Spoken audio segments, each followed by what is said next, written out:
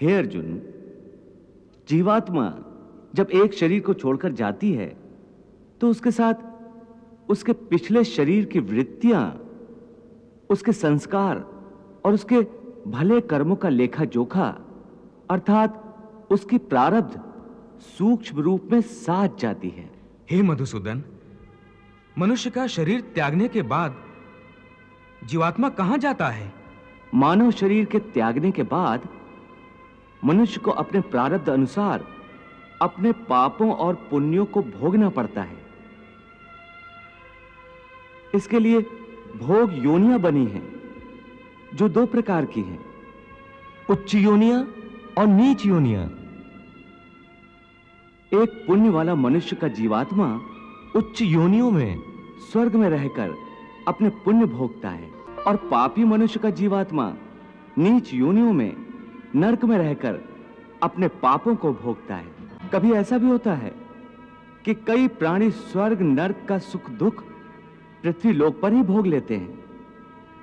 इसी लोक में? वो कैसे? इसे तुम यूं समझो अर्जुन कि कोई संपन्न मनुष्य है, महल में रहता है, उसकी सेवा के लिए दास दासियां हर समय खड़ी हैं। उसका एक इकलौता जवान बेटा है जिसे वो संसार में सबसे अधिक प्रेम करता है और अपने आप को संसार का सबसे भाग्यशाली मनुष्य समझता है। परंतु एक दिन उसका जवान बेटा अचानक किसी दुर्घटना में मारा जाता है। दुखों का पहाड़ उस पर टूट पड़ता है। संसार की हर वस्तु उसके पास होने के बावजूद भी वो दुखी रहता है और मरते दम तक अपने पुत्र की मृत्यु की पीड़ा से मुक्त नहीं होता।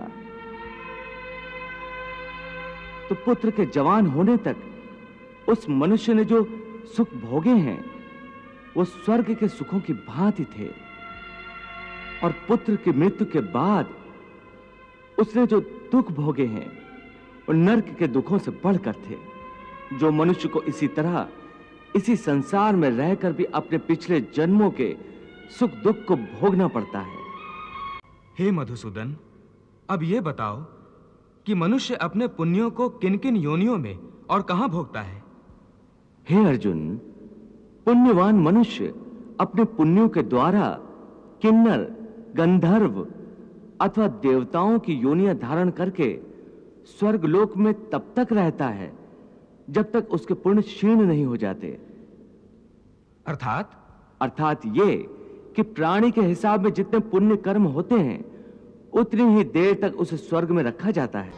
जब पुण्यों के फल की अवधि समाप्त हो जाती है तो उसे फिर पृथ्वीलोक में वापस आना पड़ता है और मृत्यु लोक में पुनर्जन्म धारण करना पड़ता है। परंतु स्वर्गलोक में मनुष्य के पुण्य क्यों समाप्त हो जाते हैं? वहां जब वो देव योनि में होता है तो वो अवश्य अच्छे कर्म करता होगा, उसे इन अच्छे कर्मों का पुण्य तो प्राप्त होता होगा। नहीं अर्जुन, उच्च योनि में देवता बनकर प्राणी जो अच्छे कर्म करता है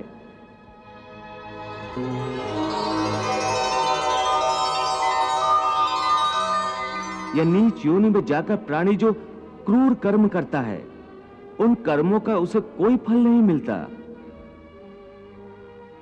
क्यों? क्योंकि वो सब भोग योनियां हैं। वहां प्राणी केवल अपने अच्छे बुरे कर्मों का फल भोगता है। इन योनियों में किए हुए कर्मों का पुण्य अथवा पाप उसे नहीं लगता। हे पार्थ, केवल मनुष्य की योनि में ही किए हुए कर्मों का पाप या पुण्य होता है, क्योंकि यही एक कर्म योनि है। इसका अर्थ यह हुआ कि यदि कोई पशु किसी की हत्या करे तो उसका पाप उसे नहीं लगेगा,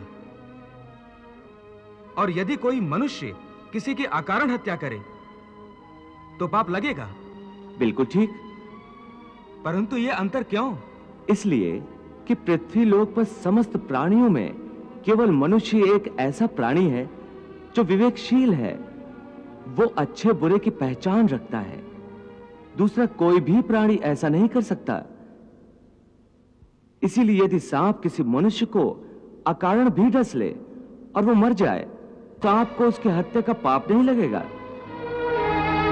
इसी तरह शेर दूसरे जानवरों की हत्या करता है तो उसे उसके पाप नहीं लगता।